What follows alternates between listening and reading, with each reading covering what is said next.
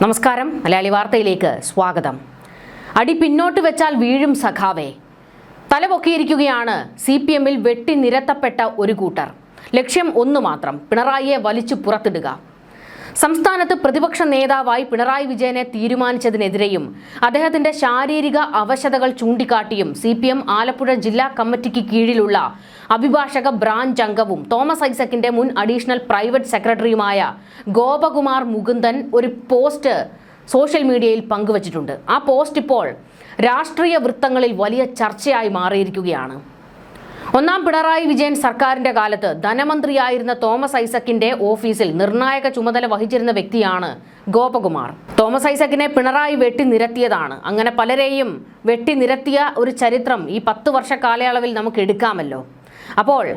ഇപ്പോൾ പിണറായി അടപടലം താഴെ വന്നിരിക്കുകയാണ്. ഈ ഒരു ഘട്ടത്തിൽ പിണറായിക്ക് ചില നിർദ്ദേശങ്ങളും മുന്നറിയിപ്പുകളും ഉപദേശവും ഒക്കെ കൊടുത്തുകൊണ്ട് പലരും രംഗത്തേക്ക് വന്നിരിക്കുകയാണ്.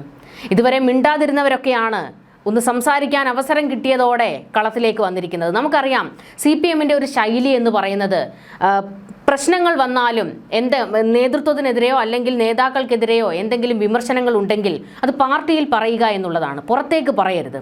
കോൺഗ്രസിൻ്റെയോ UDF-ൻ്റെയോ പോലത്തെ ഒരു സംവിധാനമല്ല CPM-ൽ. കോൺഗ്രസിൽ നമുക്കറിയാം ഒരു അടി പൊട്ടിയാൽ അത് ലോകം മുഴുവൻ അറിയും. പക്ഷേ CPM-ൽ അങ്ങനെയല്ല. അത് പാർട്ടിക്കുള്ളിൽ പറയണം, പറഞ്ഞ് പരിഹരിക്കണം എന്നുള്ളതാണ്. പക്ഷേ പിണറായി വിജയൻ അധികാരത്തിൽ കയറിയത് മുതൽ പാർട്ടിക്കകത്തൊന്നും പറയാൻ കഴിയില്ല, പിണറായിയെ വിമർശിക്കാൻ കഴിയില്ല, പിണറായിക്കെതിരെ ഒരു അക്ഷരം പറയരുത്, ഇതാണ് നിലപാട്.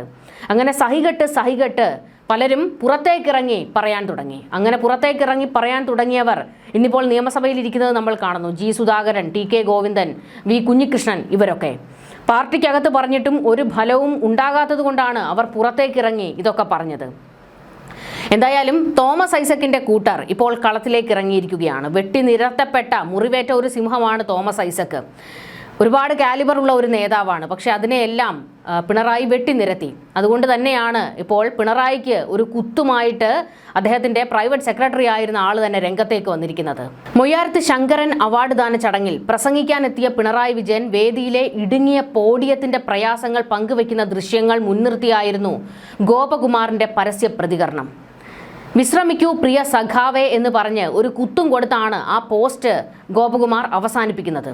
ഈ കുറിപ്പിൽ ഒളിഞ്ഞിരിക്കുന്ന ഒരുപാട് കൂരമ്പുകളുണ്ട്. അത് നമുക്ക് വിശദമായിട്ടൊന്ന് നോക്കാം. ഗോപകുമാർ മുകുന്ദന്റെ പോസ്റ്റ്. ഇന്ന് സഖാവ് പിണറായി വിജയൻ ഏതോ ഒരു യോഗത്തിൽ പ്രസംഗിക്കാൻ വരുന്ന വിഷ്വൽസ് കണ്ടു. ഇടുങ്ങിയ പോഡിയത്തിന്റെ പ്രയാസം പറയുകയാണ് പിണറായി. വാസ്തവമാണ്, അടി പിന്നോട്ട് വെച്ചാൽ വീഴും. ഈ സ്ഥിതി ഒഴിവാക്കി സഖാവ് പിണറായി വിജയൻ വിശ്രമിക്കുകയല്ലേ വേണ്ടത്? നമ്മുടെ കാലശേഷവും ഇടതുപക്ഷം വേണമല്ലോ. വിശ്രമിക്കൂ പ്രിയ സഖാവേ. ഇതായിരുന്നു പോസ്റ്റ്. ഇതിൽ റെലവൻ്റ് ആയിട്ടുള്ള ഒരുപാട് കാര്യങ്ങളുണ്ട്. കാരണം എല്ലാവരും പ്രതിപക്ഷ നേതാവിൻ്റെ കസേരയിലേക്ക് പിണറായി കയറിയിരുന്നപ്പോൾ വിമർശിക്കുന്ന ഒരുപാട് പേരുണ്ട്. അരുത്, പിണറായിയെ പ്രതിപക്ഷ നേതാവാക്കരുത്, അത് ആത്മഹത്യാപരമാണ് എന്ന് പറഞ്ഞുകൊണ്ട് പാർട്ടിക്കുള്ളിൽ തന്നെ വലിയ ബഹളങ്ങൾ നടന്നുകൊണ്ടിരിക്കുകയാണ്. പിണറായി വിജയനെയും MV ഗോവിന്ദനെയും മാറ്റി നിർത്തണം എന്നുള്ള ആവശ്യം വരെ ഉയർന്നുകൊണ്ടിരിക്കുകയാണ്. ഒരു കലാപക്കൊടി ഉയർന്നിട്ടുണ്ട്. അതിൽ പോര് കനത്തുകൊണ്ടിരിക്കുകയാണ് പാർട്ടിക്കുള്ളിൽ. അപ്പോഴാണ് ഗോപകുമാർ ഇങ്ങനെ ഒരു പോസ്റ്റ് കൂടി പങ്കുവച്ചിരിക്കുന്നത്. അതിലേറ്റവും പ്രധാനപ്പെട്ട ഒരു പ്രസ്താവന ഇങ്ങനെയാണ്: നമ്മുടെ കാലശേഷവും ഇടതുപക്ഷം വേണമല്ലോ എന്ന്. ശരിയാണ്, നിങ്ങളെ കൊണ്ട് ഇതങ്ങ് തീർന്നു പോകരുതല്ലോ. പിണറായി വിജയനോടുള്ള എതിർപ്പ് സമസ്ത മേഖലകളിലും പ്രകടമാണെന്നും പിണറായി വിജയൻ മാറി നിൽക്കണം എന്നുള്ള ആവശ്യവുമാണ് ശക്തമാകുന്നത്. എന്നിട്ടും അത് കേൾക്കാതെ പിണറായി പ്രതിപക്ഷ നേതാവ് കസേരയിലേക്ക് കയറിയിരുന്നത് വീണ്ടും ഒരു ധാർഷ്ട്യത്തിന്റെ അടയാളമാണെന്നും തിരുത്താൻ നിങ്ങൾ തയ്യാറല്ല എന്നുള്ള വ്യാഖ്യാനമാണ് ജനങ്ങളിലേക്ക് എത്തുന്നതെന്നും പിന്നെ എങ്ങനെയാണ് ഈ പാർട്ടിയോട് ജനങ്ങൾ അടുക്കുന്നതെന്നും വിട്ടുപോയവർ തിരികെ വരുന്നത് എന്നുള്ള ചോദ്യവുമാണ് അതിൽ ഒളിഞ്ഞിരിക്കുന്നത്. ഇവിടെ കൃത്യമായി പറഞ്ഞു വയ്ക്കുന്നുണ്ട്, നമുക്ക് ശേഷവും ഒരു തലമുറ ഇവിടെയുണ്ട്. ആ തലമുറയിലേക്ക് ഈ പാർട്ടി പ്രവേശിക്കണം, അതിൻ്റെ അടുത്ത തലമുറയിലേക്കും പ്രവേശിക്കണം. ഈ സംസ്ഥാനത്ത് ഈ പാർട്ടി ഉണ്ടാകണം. അതുകൊണ്ട് നിങ്ങളൊന്ന് മാറി നിന്നേ മതിയാകൂ. അതായത് നിങ്ങൾ മാറി നിന്നാലേ ഈ പ്രസ്ഥാനം ജീവനോടെ തിരികെ വരൂ എന്നുള്ള ഒരു മുന്നറിയിപ്പാണ്, ഒരു ഉപദേശമാണ് ഗോപകുമാറും കൊടുത്തിരിക്കുന്നത്. ഈ പോസ്റ്റിന് താഴെ അനുകൂലിച്ചും പ്രതികൂലിച്ചുമൊക്കെ നിരവധി ഇടതുപക്ഷ അനുഭാവികളും പാർട്ടി പ്രവർത്തകരും കമന്റുകളുമായി രംഗത്തെത്തിയിട്ടുണ്ട്. കഴിഞ്ഞ 10 വർഷം പിണറായിയുടെ ചങ്കൂറ്റത്തെയും നിശ്ചയദാർഢ്യത്തെയും കുറിച്ച് ഊറ്റം കൊണ്ടിരുന്നവർ ഇപ്പോൾ പരാജയത്തിന് പിന്നാലെ ആരോഗ്യ പ്രശ്നങ്ങൾ ഉന്നയിക്കുന്നത് ശരിയല്ലെന്നും തെരഞ്ഞെടുപ്പിൽ ജയിച്ചിരുന്നെങ്കിൽ അടുത്ത 5 വർഷവും ഇവർ വാഴ്ത്തുപാട്ടുകൾ പാടിയേനെ എന്നും ചിലർ വിമർശിക്കുന്നുണ്ട്. VS അച്യുതാനന്ദൻ എത്രാമത്തെ വയസ്സിലാണ് മുഖ്യമന്ത്രിയായതെന്ന് ഓർക്കണമെന്നും പിണറായിക്ക് എന്തെങ്കിലും പാളിച്ചകൾ പറ്റിയിട്ടുണ്ടെങ്കിൽ അതിന്റെ പൂർണ്ണ ഉത്തരവാദിത്വം CPM സംസ്ഥാന കമ്മിറ്റിക്കാണെന്നും വാദിക്കുന്നവരുണ്ട്. തോമസ് ഐസക്കിനെ വെട്ടിനിരത്തിയ കാര്യങ്ങളും പലരും ഓർമ്മിപ്പിക്കുന്നുണ്ട്. നല്ലൊരു നേതാവായിരുന്നുവെന്നും അദ്ദേഹം ധനമന്ത്രിയായിരുന്ന സമയത്ത് ഒരുപാട് കാര്യങ്ങൾ ചെയ്തിട്ടുണ്ടെന്നും എന്നാൽ ആ കഴിവുകളെ മുഴുവൻ ഇല്ലായ്മ ചെയ്യുകയാണ് പിണറായി ചെയ്തതെന്നും അദ്ദേഹത്തെ വെട്ടിനിരത്തിയത് വഴി ആലപ്പുഴയിൽ അടിച്ചൊതുക്കുകയും നല്ല നേതാക്കൾ വളർന്നു വരരുത് എന്നുള്ള ദുഷ്ടലാക്കോടെ പിണറായി പ്രവർത്തിച്ചു എന്നും വിമർശിക്കുന്ന ഒരുപാട് പേര് ഇപ്പോൾ ഈ കമന്റ് ബോക്സിൽ കമന്റുകൾ രേഖപ്പെടുത്തുന്നുണ്ട്. ഇതിൽ ഏറ്റവും പ്രധാനപ്പെട്ട ചില കാര്യങ്ങളും കൂടിയുണ്ട്. ഇയർ ഓഫ് എന്റർപ്രൈസസ് വഴി ലക്ഷക്കണക്കിന് സംരംഭങ്ങൾ വന്നിട്ടും പരമ്പരാഗത മേഖലകളായ കയർ, കൈത്തറി, കശുവണ്ടി തൊഴിലാളികളെ രണ്ടാം സർക്കാർ പരിഗണിക്കാതിരുന്നതാണ് പരാജയത്തിന് കാരണമെന്ന് മുൻ ധനമന്ത്രിയുടെ ഓഫീസിലെ അനുഭവങ്ങൾ പങ്കുവച്ചും ചിലർ വിശദീകരിക്കുന്നുണ്ട്. യുവതലമുറയെ വളർത്താൻ എന്ന പേരിൽ അനുഭവ സമ്പത്തുള്ളവരെ മാറ്റിയതും ജനങ്ങളുടെ മനസ്സറിയാതെ പ്രവർത്തിച്ചതും തിരിച്ചടിയായെന്നും പാർട്ടി അംഗങ്ങൾക്കിടയിൽ തന്നെ സർക്കാർ അന്യവൽക്കരിക്കപ്പെട്ടുവെന്നും വിമർശനമുയരുന്നു. ഗോപകുമാറിന്റെ ഈ പോസ്റ്റ് തികച്ചും മോശമായ രീതിയിലുള്ളതാണെന്നും നിലവിലെ ഗൗരവമുള്ള രാഷ്ട്രീയ വിഷയങ്ങളെ ചോർത്തിക്കളയാൻ മാത്രമേ ഇത് ഉപകരിക്കൂ എന്നും ഒരു വിഭാഗം സഖാക്കളും അഭിപ്രായപ്പെടുന്നുണ്ട്. ധനമന്ത്രി KN ബാലഗോപാലിനെ മുൻപ് വിമർശിച്ച കാര്യവും ചിലർ ഇതിനൊപ്പം ഓർമ്മിപ്പിക്കുന്നു. അങ്ങനെ കമന്റ് ബോക്സുകളിൽ സഖാക്കൾ തന്നെ അങ്ങോട്ടും ഇങ്ങോട്ടും ചേരിതിരിഞ്ഞ് അടി നടത്തുന്ന ഒരു കാഴ്ചയാണ് ഇപ്പോൾ കാണാൻ കഴിയുന്നത്. മുൻപൊക്കെ പാർട്ടിക്കുള്ളിലായിരുന്നു വിമർശനങ്ങൾ പറയുന്നത്. എന്നാൽ ഇപ്പോൾ അതെല്ലാം പൊട്ടിപ്പുറപ്പെട്ട് ഒരു അങ്ങാടിപ്പാട്ടായി പുറത്തേക്ക് വരികയാണ്. ആരുടെ കാലത്താണ് ഇതൊക്കെ സംഭവിക്കുന്നത് എന്നുകൂടി നമ്മളൊന്ന് ഓർക്കണം. പിണറായി വിജയന്റെ കാലത്ത് അദ്ദേഹത്തിന്റെ അഹങ്കാരവും ധാർഷ്ട്യവും ഒരു പരിധിയിൽ കൂടുതൽ ഈ തോൽവിക്ക് കാരണമായിട്ടുണ്ട്. പക്ഷെ ഇപ്പോഴും അത് മനസ്സിലാക്കാത്ത ഒരു കൂട്ടരാണ് ഇങ്ങനെ പിണറായി വിജയൻ ഇന്ദ്രനാണ്, ചന്ദ്രനാണ്, കൊമ്പനാണ് എന്നൊക്കെ വാദിച്ചുകൊണ്ടേയിരിക്കുന്നത്. അദ്ദേഹം ഒരു മനുഷ്യനാണ്, ഒരു പാർട്ടി പ്രവർത്തകനാണ്. അതിനപ്പുറം ഒരു ആരാധനയിലേക്കോ വ്യക്തിപൂജയിലേക്കോ കാര്യങ്ങൾ പോയപ്പോഴാണ് പിണറായി വിജയനെ കേരളത്തിൻ്റെ ഒരു ദൈവമായി ഒരു കൂട്ടം അന്ധമായ പിണറായി ഫാൻസുകൾ പ്രചരിപ്പിക്കാൻ ശ്രമിച്ചതുമൊക്കെ വലിയ തിരിച്ചടിയായിട്ടുണ്ട്.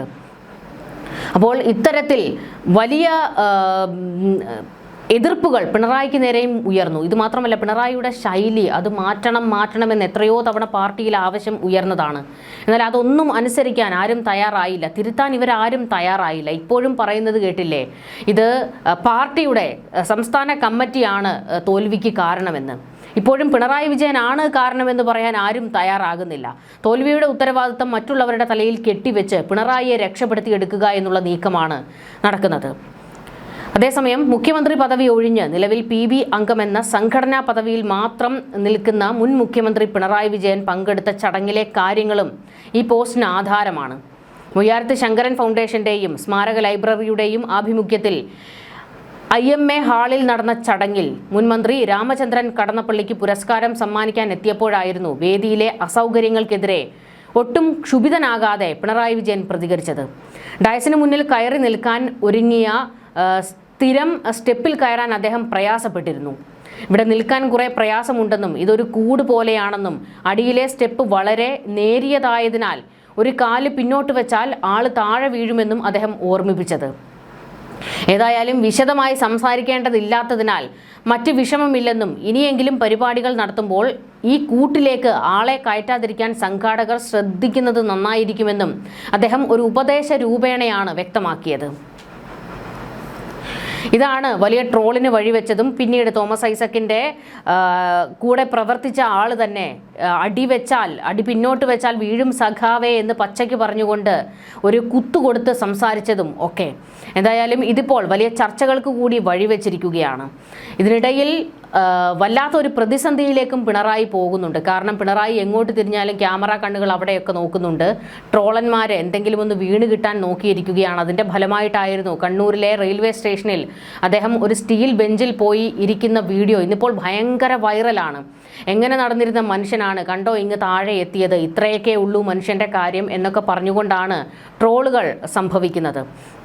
കാരണം പിണറായി വിജയൻ ഒരു 10 വർഷക്കാലം പോലീസിൻ്റെ അകമ്പടിയിൽ ഒരു രാജാവിനെ പോലെ വിലസിയ ആളാണെന്നും ജനങ്ങൾക്കിടയിൽ നിന്ന് മാറി നടന്ന ഒരു നേതാവാണെന്നും 10 വർഷം അദ്ദേഹത്തിൻ്റെ ചില ശിങ്കിടികൾക്കൊപ്പം മാത്രമായിരുന്നുവെന്നും പാർട്ടിക്കാർക്ക് പോലും അദ്ദേഹത്തെ കാണണമെങ്കിൽ ഈ ശിങ്കിടികളുടെ, അതായത് ഈ CM ഓഫീസിലെ ചില ശിങ്കിടികളുടെ അനുമതി വേണമായിരുന്നുവെന്നും അങ്ങനെ പൂർണ്ണമായും അദ്ദേഹം എല്ലാവരിൽ നിന്നും അകന്നുപോയി എന്നൊക്കെയുള്ള വിമർശനങ്ങളൊക്കെ ശക്തമാകുകയാണ്. പിണറായി വിജയൻ പ്രതിപക്ഷ നേതാവിൻ്റെ കസേരയിൽ നിന്ന് മാറി അദ്ദേഹം വിശ്രമിക്കാൻ പോകൂ എന്നാണ് എല്ലാവരും ഉപദേശിക്കുന്നത്.